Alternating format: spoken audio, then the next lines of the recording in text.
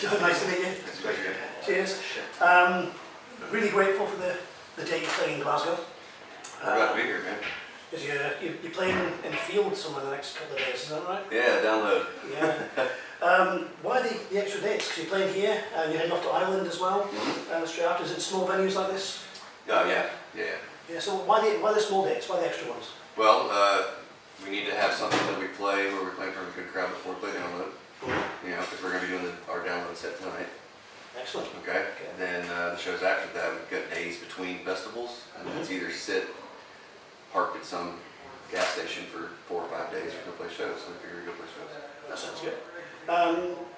You guys have been together, or at least it's been 10 years since your first album came out. I presume you were together for maybe a few months before. 14 years, I believe. 14 years together as a band.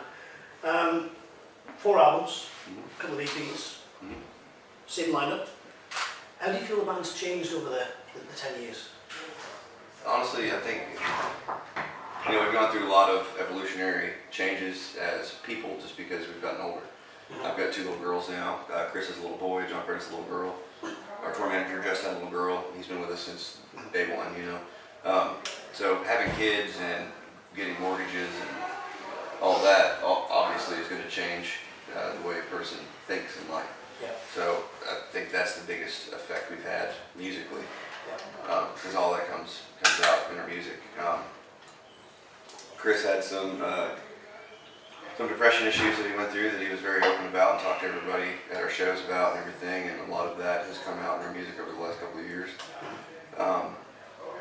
It's just life, honestly. It's the way our music has always changed and how it's always been delivered. Just however we're feeling as people is what comes out in our music. Yeah, like leads to one of the, excuse me, one of the later questions. I'll come back to that shortly. Talking about the venue, you've broken the pattern with this date, but every time you come back to Glasgow, I remember Chris mentioning this on stage the last time, at the big circular arena down the road. Every time you come back, you got up inside at the venues. You've done the Cat House, I think. That was our first show in Glasgow. Yeah, done the ABC, done the Academy. It was the first place I actually saw you guys. You played the SECC when you were opening for Alter Bridge, I think. Yeah. You ticked all the boxes here. Oh yeah. Excuse me. How do you feel about that transition, moving to larger venues? Do you find yourselves, it's exciting and let's try it, it's new? Do you find yourselves settling more with the larger venues? Do you prefer the smaller ones? There's good and bad with both, I guess.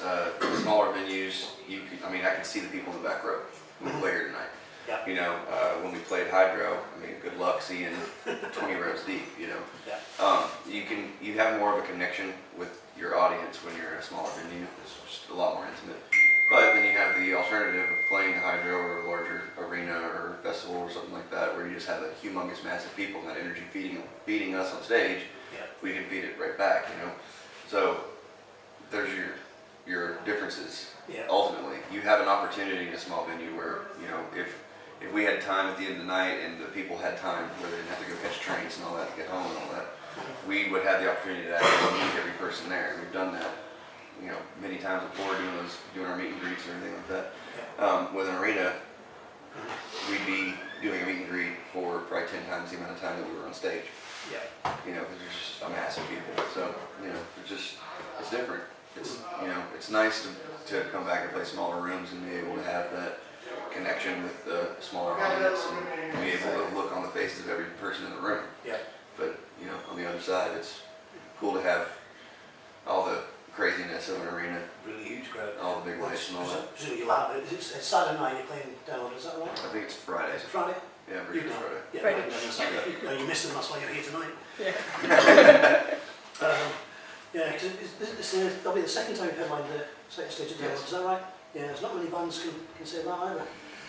I'll tell you what, man, we were on break working on Magic Mountain, and the offer for that show came in, and our management label, everybody was just like, well, it's too bad you don't have a record out, you know, because it's not going to make any sense for you to do it, because we're going to pass on it. And we were like, you're crazy. We're not going to pass on that. And we're like, well, it being a one-off fly day, you're not going to make any money on doing it. And we're like, we don't care.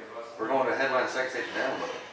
See, Kiss was supposed to headline that night, and they fell off of it for some reason, and they went to the forums and asked the fans who they wanted, and it was a big, unanimous Black Sabbath Cherry. Yeah. So whenever we found out, not only were we offered second stage headlining slot, but it was because the fans wanted it. We were like, we don't care if we're making any money, just go do it. Yeah. So we got on a plane and came over and did it. As you should have done. Yeah. And then last year we were a secret band. Nobody knew that we were going to be there, and we played the tent, and it was nuts. Yeah. It was nuts. It was one of the coolest experiences that our band has ever had, because we were just sitting backstage, and the announcement went out, and then people started running over the hills of droves and coming down into this place. And when they pulled the case off of Chris's cabinet, Chris' guitar cabinet, it's got the big cherry logo on there, pulled it off, and the crowd saw that, they went nuts. I mean, it was deafening sitting backstage. It was a great experience. You mentioned this being kind of a special occasion, you're playing the download set tonight, kind of a rehearsal for the crowd. Would you normally change your set depending on the venue? Would you play a different set at a large venue compared to a small one? Are there some songs that work better than one of the new? Not really. It's more of just like, we always try to like change one or two songs here and there a night from tour to tour, because we just did a month-long tour in the States doing headline shows, and that set was not what we're doing tonight. But every time we do a different tour, we try to come up with a different set list. Obviously a lot of the same songs, because there's just staple songs you have to play: Lonely Train, White Trash Millionaire, all that stuff. But it's all the stuff in between that we try to change up the jam sections to try to move them to different songs or between different songs, stuff like that, and just kind of let it evolve and be what it is on its own. Going back to 2007, I think this is actually a question that Gary wanted me to ask. You played the Astoria down in London, and you released a recording of the gig to people who actually attended it. Yeah. That's currently going for over £200 on eBay at the minute. Awesome. Are there any plans on releasing a formal version of that so that people can actually hear it without being basically ripped off by greedy people? No, I believe the way that all went down is it was an agreement that the copies that would be printed and released that night, that was going to be it. There would never be any more copies released. So if somebody wants one, find somebody that's got one and just burn it. Fair enough. If it's limited and you're not going to lose anything from it, so right. There's no problem with that. Looking at the support bands and so forth, how much of a say do you guys have in terms of the support bands you have? Because every time you've come over, you've had brilliant support acts. And I'm thinking also of coming up in the new year, you're bringing Hailstorm back over with you. You've got Shinedown, who are just phenomenal. Do you have a say in that? Or is it these bands you just happen to know and you do each other favours? It all depends on the tour. Like when we did the headline tour in October, 1st of November last year, it was our tour. There was some lobbying in politics and all that involved, like there always is, of what bands to pick. But at the end of the day, bottom line, it's up to us who's going to go. For the tour we're doing in first part of next year with Shinedown Hailstorm, that's the Carnival of Madness. It's a touring festival that's been going on in the States for the last 5 or 6 years or more. Anyways, that tour, we were just basically booked as the headliner, and then they booked the other bands together. It's put on by Indigo Entertainment, which is our management company. They also manage Shinedown Hailstorm. So, they basically put their bands together on a bill and put them out on a particular tour. And they call it Carnival of Madness. This is the first time Carnival has ever been this side of the pond. So. We're going to get a few of those over. Normally they tend to we'll do London and class as a tour. You guys are actually doing 8-9 dates, I think. 8, yeah. 8 arenas. It's a proper tour. And it's a British tour, playing all 4 countries as well. It's something we were just discussing earlier. Some bands don't grasp that. Motley Crue are doing a UK tour and playing 4 dates in England. Right. That's one country. Doesn't count. You guys are doing it properly. Thank you. Yes. It's another one Gary asked me to ask you. He was listening to Folklore and Superstition the other day on the run up to the gig, started listening to the albums and so forth, and Things My Father Said came on. Gary doesn't let me say this, he lost his father fairly recently. It's the first year he's not going to send him a Father's Day card, but that really hit him. Sorry to hear that. Quite a teary moment. Are songs like Things My Father Said written with the idea that you'll make this kind of emotional jolt in a person, or are they very much from just personal experience and we see how it goes? Honestly, I think it's more personal. With Things My Father Said, all of us thus far, thankfully, still have our dads. you know, but we have lost grandfathers, you know, so that was kind of written from the perspective of our dads, and also a few of our friends have lost their dads, and, you know, very close friends to us, and we've kind of seen what that effect was. You know, so when we were writing the song, we were kind of writing it from their perspective as opposed to ours. You know, it is very personal. It's still personal to us, regardless of us having the first-hand experience or not, you know, because obviously our dad's very close to us, so that song was from us for them kind of thing, and for our buddies that have lost their dads and all that, so there's definitely an emotional connection there. Just not from that particular angle. Very glad that people have had such a positive reaction with it. We've had a lot of messages and a lot of like handwritten letters to the venues and things like that, thanking us for the song. It's helped a lot of people, and ultimately that's the biggest, you know, payback for ever writing a song. So we're glad that it was received so well, and it has helped so many people. Yeah, I mean, from a personal point of view, I've still got my father, but it doesn't make you sit there and think, what's it going to be like when they're not there? It's right. I think that's one of the greatest things about any piece of artwork. If you can sit there and look at it and listen to it, and it makes you think and feel something. Right. You can't top that.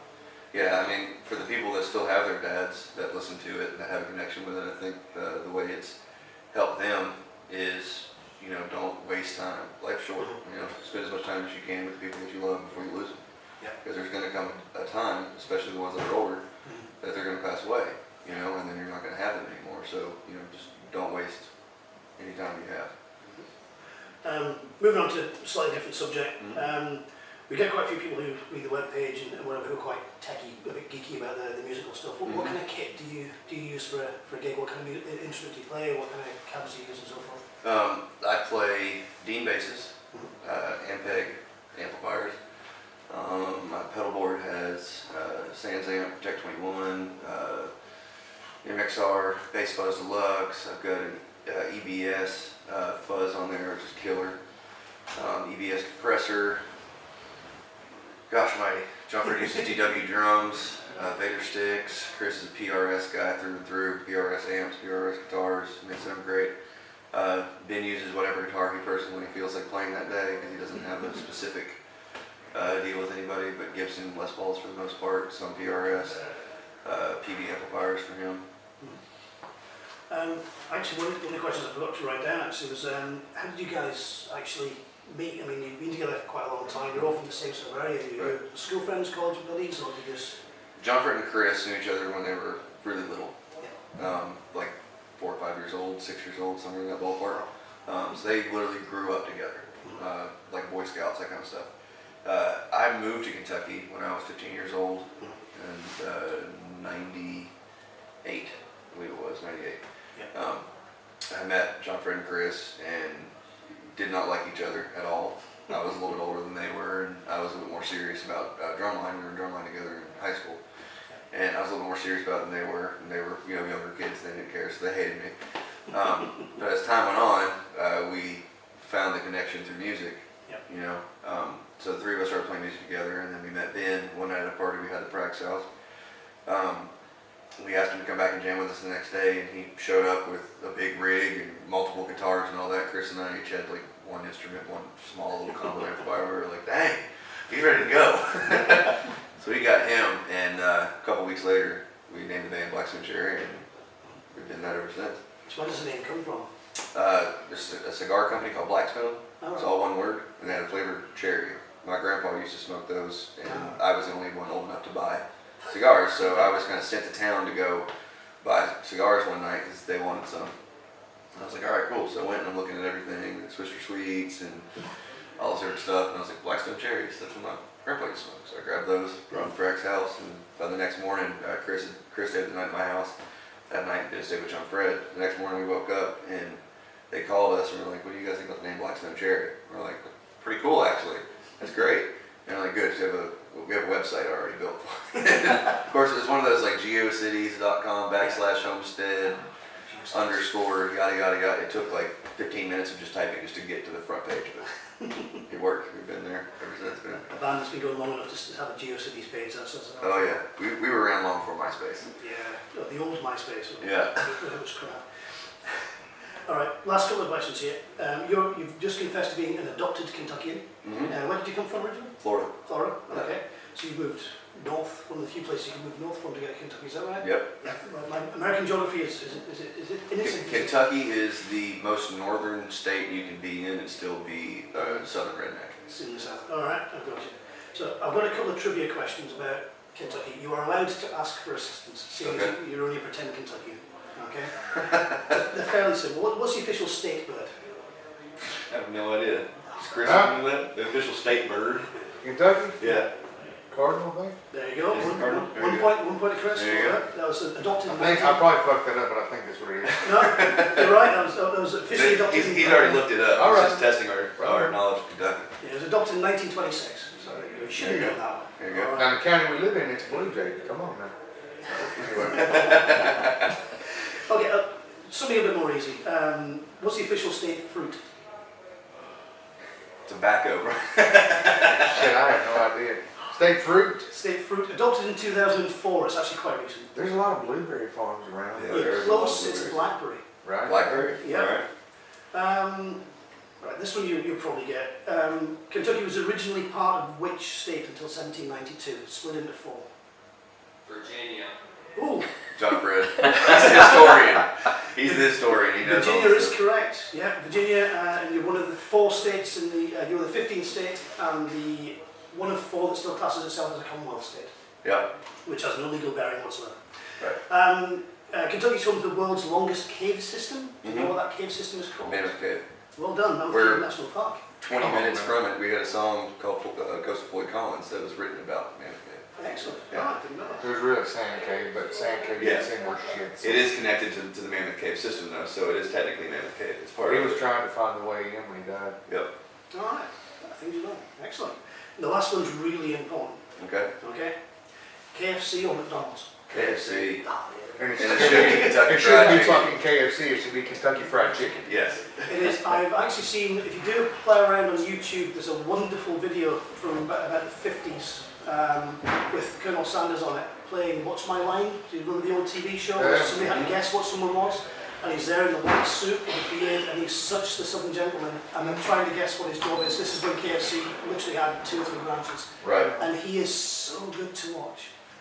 So seriously, What's My Line? Colonel Sanders, you'll find it on YouTube. It's brilliant. The guy is an absolute star. I'll look it up for sure. It's a wonderful job. I'll call it a pass. I'm actually a teacher by profession, so I'm going to give you a grade B and a pass. All right. And you cheated by copying off your friend now. Which is Hey, you know, I moved up when I was 15. You've done well. You could ask me that stuff about Florida, I could probably cover you. I don't have the answers about Florida. I didn't know them on Wikipedia. Oranges, the Sunshine State, I mean, there's all kinds of stuff. Yeah, but I didn't. So. They should call it the rain state, though, to be honest with you. Is it as bad as that? Yeah, you can set your watch by the rain. It's going to start at noon every day and end about 12:30. Florida's got the largest proportion of pensioners, I think, or the elderly. Yeah, everybody just retired down there. That's the retirement village of the United States. That's why I moved. Yeah, hotter chicks in the head north. Yeah. John, thanks very much indeed. Yes, sir. Appreciate your time. Thank you. Look forward to seeing you on stage, half 8 every week you guys are on. I believe so, yeah.